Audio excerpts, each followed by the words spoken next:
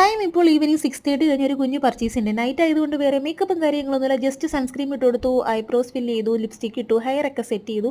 ഞാൻ വേറെ ഇരിക്കുന്ന ഒരു ലൂസ് ടീഷർട്ടും ബാഗി ജീൻസും ആണ്. അത് കഴിഞ്ഞ് വാച്ച് കെട്ടി കൊടുത്തു. ഷൂസ് ഒക്കെ ഇട്ടപ്പോഴത്തേക്കും പാത്തുക്കുട്ടി ഓടി വന്ന് എന്തൊക്കെയോ കാണിക്കുന്നുണ്ട്.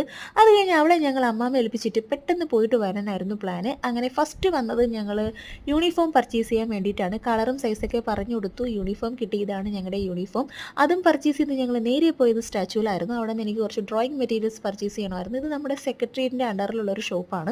ഇവിടുത്തെ സ്പെഷ്യാലിറ്റി എന്ന് വെച്ച് കഴിഞ്ഞാൽ മറ്റു ഷോപ്പിനെ അപേക്ഷിച്ച് നോക്കുമ്പോഴത്തേക്കും എല്ലാ പ്രോഡക്റ്റ്സും ഹാഫ് പ്രൈസൊക്കെ വരുന്നുള്ളൂ.